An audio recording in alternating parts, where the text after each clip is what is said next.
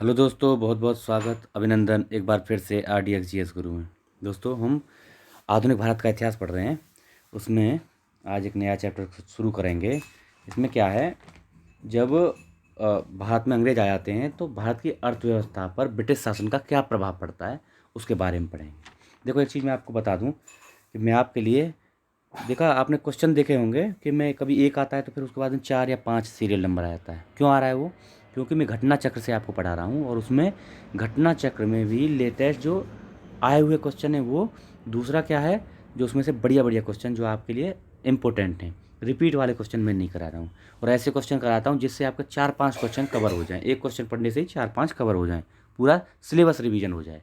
इस तरह से मैं पढ़ा रहा हूँ। ठीक है, चलिए आप लोग शेयर वेयर करते रहिए बस। ओके, लाइक वाइक करिए, सब्सक्राइबर थोड़ा बढ़वाइए। ठीक है, चलते हैं बाकी। चलिए शुरू करते हैं। भारत में उपनिवेशी शासनकाल में होम चार्जेज भारत से संपत्ति दोहन का महत्वपूर्ण अंग थे। निम्नलिखित में से कौन सी निधि या निधियां होम चार्जेज की संगठक थीं? मतलब इनमें से कौन सी चीज़ें, इनमें से ऑप्शन में से कौन सा होम चार्जेज के अंतर्गत आता था? देखते हैं। लंदन में ईस्ट इंडिया ऑफिस के भरण पोषण के लिए लाई जाने वाली निधि भारत से जाती थी। ठीक है, ये बिल्कुल सही है। भारत में कार्यरत अंग्रेज कर्मचारियों के वेतन और पेंशन भत्ते जो भारत के पैसे से दिए जाते थे, ये भी सही है। भारत के बाहर युद्धों को लड़े जाने वाले, मतलब युद्ध वगैरह में लड़े जाने वाले, उसमें सम्मिलित नहीं थे। ये दोनों सम्मिलित थे, तो ऑप्शन हो जाएगा इसका बी। कौन सा? बी ऑप्शन हो जाएगा। ठीक है, चलिए आगे बढ़ती है। शब्द इंपीरियल प्रेफरेंस का मतलब क्या है? तो क्या है इनमें से, आप देख लेंगे। भारत में ब्रिटिश आयातों पर दी गई विशेष रियायतें। इंपीरियल प्रेफरेंस क्या था? जो ब्रिटेन से जो सामान आयात की जा रहे थे ना भारत में यूज के लिए, तो उन पर कुछ रियायत दी जाती थी। उसी को ब्रिटेन इसमें इंपीरियल प्रेफरेंस बोलते थे। यही है, ए ऑप्शन ही सही है। चलो, ब्रिटिश शासन के दौरान भारत में उद्योगों का कोई स्वतंत्र विकास नहीं हुआ। इसका क्या कारण था? क्या कारण था? ये जो धनिक वर्ग था ना, भारत का जो धनिक वर्ग था, भू संपत्ति में निवेश करने की तहरीर नहीं दिया। मतलब क्या है, देखो IAS का आया हुआ है क्वेश्चन। इसमें क्या है कि जो भारत में धनाढ़ लोग थे, उन्होंने क्या किया, उद्योगों को विकास में पैसा नहीं लगाया, उन्होंने अपना भू संपत्ति में पैसा लगाया। मतलब अपना जो है पैसा कमाने में पैसा लगाया, और अंग्रेजों की चापलूसी में पैसा लगाया। बस इसलिए जो है इनका विकास नहीं हुआ। अगला देखते हैं। स्तंभकारी बंदोबस्त किसने लागू किया? ये बहुत इंपॉर्टेंट है, बताता हूँ था क्या ये। स्तंभकारी, इसका कई नाम है। स्तंभकारी, स्थायी बंदोबस्त, जागीरदारी, मालगुजारी, 20 पेशेदारी। ये क्या है, किसने चलाया था? ये चलाया था कार्नवालिस ने चलाया था। ये क्या था, मतलब इसमें जो जो जमींदारों को कुछ क्षेत्र दे दिए गए कि आप अपने एरिया से इस तरह से जो पैसा उगा के, मतलब टैक्स जो वसूल करके और अंग्रेजों को देंगे। उसमें क्या था, 10/11 हिस्सा, मतलब जितना पैसा वसूल कर रहे हैं उसका 10/11 कंपनी को देंगे, तथा 1/11 शेष 1/11 बचा, उसको अपने लिए वो रखेंगे। उसके लिए अब अंग्रेजों ने इतनी छूट दे दी जमींदारों को कि वो चाहे किसानों का शोषण करें, चाहे उनको मारें पीटें, उसकी ज़मीन छीनें, कैसे भी उस जो है इसको टैक्स को वसूलें और दें। बस ये था, यही थी, ये कार्नवालिस ने चलाई थी। और इसको बहुत नाम है, याद रखना। स्तंभकारी, जागीरदारी, मालगुजारी, 20 पेशेदारी, ये सब स्थायी बंदोबस्त, ये सब नाम थे उसके। चलो, 1793 में शुरू की गई थी। 1793 में कार्नवालिस की भू राजस्व व्यवस्था लागू होने के बाद कानून विवादों की प्रकृति में बढ़ोतरी देखी गई। निम्नलिखित प्रावधानों में से सामान्यतः इसके कारक के रूप में जोड़ दिया जाता है। ये क्या है, देखो, मतलब ये बोल रहा है 1793 में लागू की गई ना ये स्थायी बंदोबस्त प्रणाली, ये भारत के लगभग 19% भाग पर ये चल रही थी। तो इसमें इसके टाइम पे कानूनों में बहुत ज़्यादा, मतलब कानूनी कार्रवाई बहुत ज़्यादा बढ़ोतरी देखी। इसका रीज़न क्या था? इसके रीज़न क्या थे, मैंने बताया जो आपको, फिर दोबारा बता देता हूँ। रैयत की तुलना में जमींदार की स्थिति में अधिक सशक्त बनाना। रैयत मतलब किसानों को कोई पावर नहीं, और रैयत ये जमींदारों को पूरी पावर, कैसे ही वसूल करो। तो बेचारों को शोषण हो रहा था, क्या करेंगे, न्यायिक कार्रवाई के लिए जाएंगे ही जाएंगे। अगला है, ईस्ट इंडिया कंपनी को जमींदारों का अधिपति बना दिया। ये भी एक कारण था। न्यायिक पद्धति को अधिक कार्यकुशल बनाना। देखो, न्यायिक पद्धति कार्यकुशल हो गई थी, और ईस्ट इंडिया कंपनी ने पूरा जमींदारों का और किसानों का आधिपत्य बना लिया था। ये सभी रीजन थे जो न्यायिक कार्रवाई में बढ़ोतरी देखी गई। अच्छा, रिक्त स्थान की पूर्ति करनी क्या है इसमें? यह में बंगाल और बिहार में भूमि पर किराएदारी के अधिकारों को बंगाल किराएदारी अधिनियम, मतलब इसका मतलब सीधा सही है कि बंगाल किराएदारी अधिनियम कब लागू हुआ था? बस आप इतना से याद रखो, कब लागू हुआ था? ये लागू हुआ था 1885 में। 1885 में बंगाल किराएदारी अधिनियम को लागू किया गया था। ठीक है, इतना याद रखना। निम्नलिखित में से कौन ब्रिटिश शासन के दौरान भारत में रैयतवाड़ी बंदोबस्त के प्रारंभ किए जाने के संबंध में थे? इनमें से मतलब कौन कौन ने रैयतवाड़ी बंदोबस्त शुरू की थी? देखो, ये कौन सी रैयतवाड़ी बंदोबस्त है? ये दूसरा था। इसमें क्या था रैयतवाड़ी में? ये अलेक्जेंडर रीड और टॉमस मुनरो इन्होंने शुरू की थी। अलेक्जेंडर रीड ने सबसे पहले ये 1792 में तमिलनाडु के बारामहल क्षेत्र में शुरू की।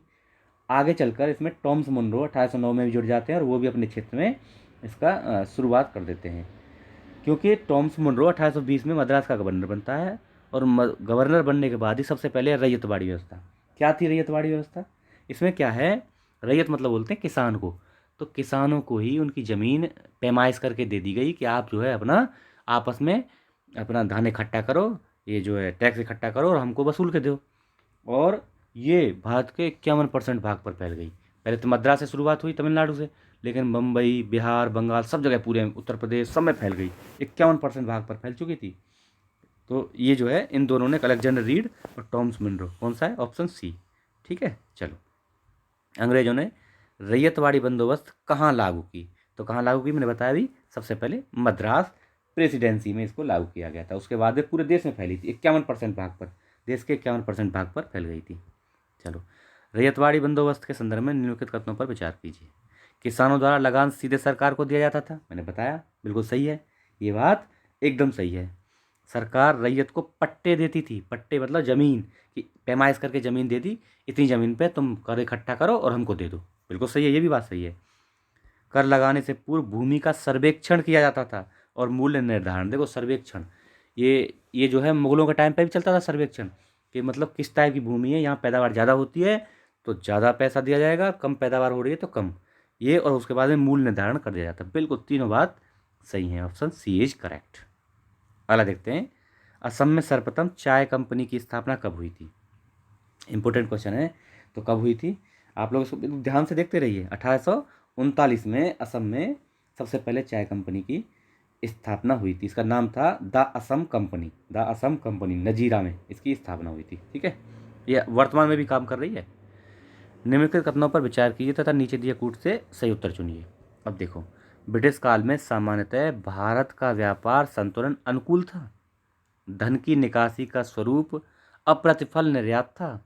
ये दोनों ही बात सही है।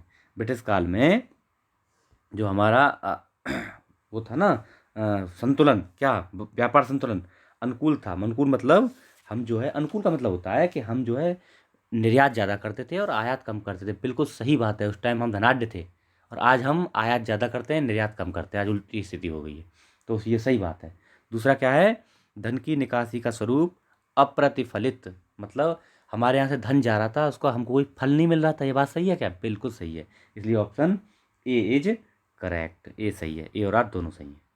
ठीक है, निम्नलिखित में से कौन भारत में उपनिवेशवाद का आर्थिक आलोचक था? इनमें से कौन ने मतलब भारत में उपनिवेशवाद की आलोचना की थी? देखो इसमें ऑप्शन नहीं आए हैं, ये 3 दिए हैं ना, दादा भाई नौरोजी, जी सुब्रमण्यम अय्यर, आर सी दत्त, ये तीनों ही जो थे, तीनों ही ये उपनिवेशवाद के आलोचक थे। इसमें ऑप्शन थे 1 2 3, 1 2 2 3 ऐसे करके ऑप्शन थे, तो इसमें आए नहीं थे, अगले पेज पे थे, इसलिए मैंने ये लिख दिया। मैं आपको समझा देता हूँ क्या था। 1870 से 1905 के बीच बहुत से भारतीय बुद्धिजीवियों ने जो भारत से जो पैसा निकल रहा था, जो लोग ये अंग्रेज भारत से धन का दोहन कर रहे थे, उसके बारे में अपने विचार दिए। इसमें मुख्यतः दादा भाई नौरोजी, महादेव गोविंद रानाडे और आर सी दत्त यानी रमेश चंद्र दत्त, ये मुख्य थे। तो इसमें नाम कौन सा, दादा भाई नौरोजी और आर सी दत्त है। सुब्रमण्यम अय्यर क्या है, ये भी आगे चल के जोड़ते हैं। मुख्यतः इन तीनों ने शुरुआत की थी, किसने?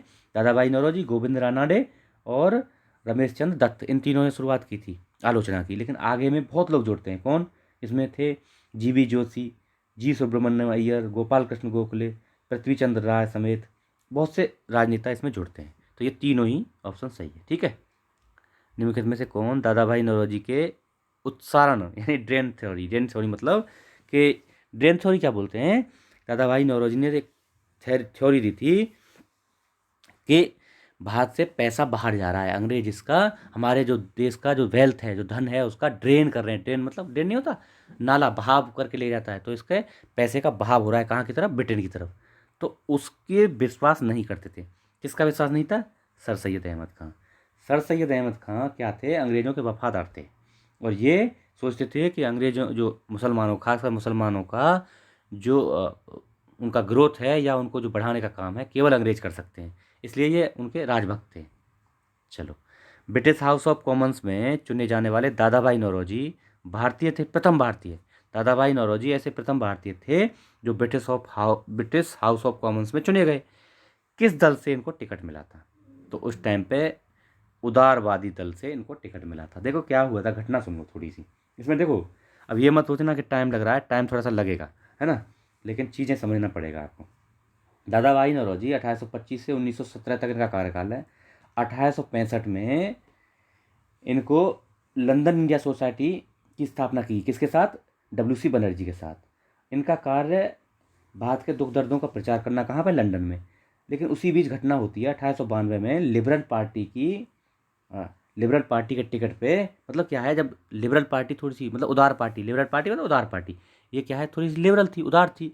तो इन्होंने जो है इस चीज़ को देखा कि हाँ इनको शोषण हो रहा है, तो इन्होंने इसको टिकट दी, किसको, दादा भाई नौरोजी को। और ब्रिटिश हाउस ऑफ कॉमन्स में पहली बार ये लिबरल पार्टी के 1892 में लिबरल पार्टी के टिकट पर चुने गए। ठीक है, अगला देखते हैं, अनुऔद्योगिकरण के संदर्भ में निम्नलिखित में से कौन सा कथन सही है। अच्छा, अब देखते हैं, यह प्रक्रिया 1813 में प्रारंभ हुई। देखो, अनुउद्योगीकरण क्या है कि उद्योगों पर किसी भी एक या आदमी का या कंपनी का एक राज ना होना, ये बिल्कुल पहली बात सही है। क्या हुआ था, 1813 में चार्टर आता है 1813 का, उसमें ईस्ट इंडिया कंपनी का जो एकाधिकार था ना उद्योगों पे, उसको ख़त्म कर दिया। वही है ये अनुउद्योगीकरण, मतलब उद्योगों पर एकाधिकार को ख़त्म कर देना। तो यही है 1813 में बिल्कुल इसकी प्रारंभ किया गया, सही है। ईस्ट इंडिया कंपनी के व्यापारिक एकाधिकार को समाप्ति ने इस प्रक्रिया को तेज किया, बिल्कुल सही है, दोनों बात सही है। ईस्ट इंडिया कंपनी का एकाधिकार समाप्त कर दिया, तो इस प्रक्रिया को अनुद्योगीकरण मतलब एक छत्र राज को समाप्त किया, तो सी ऑप्शन इज करेक्ट। अगला देखते हैं, किसने यह विचार दिया था कि भारत में ब्रिटिश आर्थिक नीति घिनौनी है। ये दिया था किसने, कार्ल मार्क्स ने। कार्ल मार्क्स क्या है, आपको कार्ल मार्क्स को कभी पढ़ेंगे तो वो क्या है, समाजवाद का समर्थन करता था। तो उसी ने ये विचार दिया था कि भारत में जो अंग्रेजों की नीति है ना, वो घिनौनी नीति है। अगला देखते हैं, दक्षिण भारत में सिंचाई व्यवस्था का अग्रदूत किसे माना जाता है। इंपॉर्टेंट है, किसको, देखो याद करने का तरीका, कॉटन। कॉटन मतलब क्या होता है, खेती में होता है, कॉटन मतलब रुई है, खेत में पैदा होता है। तो सर ऑर्थर कॉटन सबसे पहले दक्षिण भारत में इन्होंने ही सिंचाई की शुरुआत की थी। ओके, आर्थर कॉटन सिंचाई अभियंता थे, सिंचाई के इंजीनियर थे, उन्होंने ही सबसे पहले दक्षिण भारत में सिंचाई की शुरुआत की थी। आर्थिक तौर पर 19वीं शताब्दी में भारत पर अंग्रेजी शासन का एक परिणाम था। इनमें से कौन सा एक परिणाम क्या था, भारत तो मतलब आर्थिक तौर पर क्या परिणाम पड़ा अंग्रेजों का जो शासन किया था। तो इसमें सबसे महत्वपूर्ण है भारत की कृषि का वाणिज्यीकरण। देखो, वाणिज्यीकरण क्या है कि भारत की कृषि पहले हो रही थी किसके लिए, अपने खाने की अन्न की पूर्ति के लिए। लेकिन अंग्रेजों ने क्या हुआ, अंग्रेजों को अंग्रेजों में ब्रिटेन में क्या है, एक औद्योगिक क्रांति होती है। औद्योगिक क्रांति के लिए उनको कच्चा माल चाहिए, कच्चा माल के लिए तो ऐसी फसल जैसे नील, सोरा, इस तरह की खेती कराने के लिए ये वाणिज्यिक खेती, वाणिज्यिक मतलब जिसमें पैसा आए, खाने की चीज़ें पैदा नहीं होती, जिसमें बस हमको तुरंत पैसा मिल जाए, उसको वाणिज्यिक कृषि बोलते हैं। तो उसकी शुरुआत करवाई अंग्रेजों ने भारत में, और उसको पहले तो लोभ दे के शुरुआत करवाई, फिर क्या हुआ, उनको ज़बरदस्ती, जब पावर हाथ में थी, ज़बरदस्ती भी कराने लगे। तो ये थी, ठीक है। इसमें चाय, कॉफ़ी, रबर, नील, रेशम, जूट, तंबाकू, ये सब क्या है, आर्थिक फसल हैं। तो इन्हीं का वाणिज्यीकरण फसल हैं ये। तो वाणिज्य फसलों का ही उत्पादन बढ़ जाता है। ठीक है, तो ये हमारा लेक्चर था, आशा है आपको पसंद आएगा। आप लोग शेयर वेयर करते रहिए, सब्सक्राइबर थोड़ा बढ़वाइए, है ना, लोगों को बताइए। देखो इतना बढ़िया तरीके से, अब देखो इसमें से कुछ भी क्वेश्चन आएगा आपको पूरा बन जाएगा, इससे ज़्यादा आएगा नहीं। पीसीएस लेवल तक बता रहा हूँ, यूपी पीसीएस, कोई भी बिहार पीसीएस या कहीं भी, राजस्थान, हरियाणा, कहीं भी पीसीएस का, उत्तराखंड पीसीएस, कहीं में भी कंप्लीट इससे ही बनेगा। ठीक है, देखते रहिए बस मैं क्या क्या आपको कितना कंप्लीट करा देता हूँ। ठीक है, पूरी तैयारी फ्री ऑफ कॉस्ट हो जाएगी। ओके, आप लोग शेयर करते रहिए, लाइक वाइक सब्सक्राइब वगैरह थोड़ा कराते रहिए। Okay, thank you so much.